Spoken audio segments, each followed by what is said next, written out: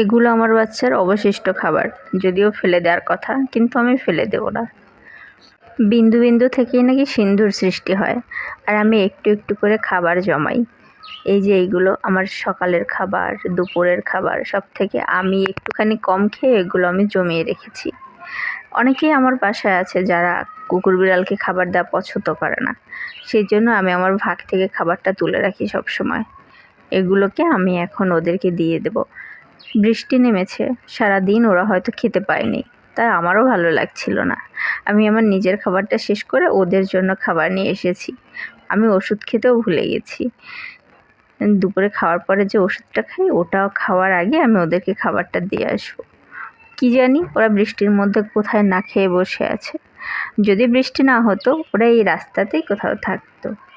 ওই যে দেখা যাচ্ছে একটু ছাউনির আড়ালে বসে আছে, ওরা সবাই ঘুমোচ্ছে, না খেয়ে ঘুমোচ্ছে বোঝা যায়।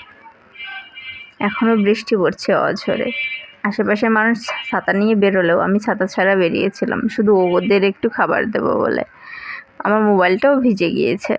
রাস্তাতে আস্তে আস্তে একজন ডাকও দিয়েছিল। দেখুন ওরা কত পরিতৃপ্তিতে খাচ্ছে। এর শান্তি আসলে বলে বোঝানো যাবে না, বা আমি আপনাকে বিশ্লেষণও করতে পারবো না। যে খাওয়ায় একমাত্র সেই বুঝতে পারে ওদের মুখের দিকে তাকালে কী পরিমাণে একটা প্রশান্তি পাওয়া যায়। এই বাচ্চাটার চোখে সমস্যা হয়েছে, আমি আজকেই প্রথম দেখলাম। এর আগে হয় ছিল না, আমি দেখেছি কিন্তু ছিল না। আর একটা বাচ্চার একটু পায়ে সমস্যা ছিল, এখন ভালো হয়ে গেছে।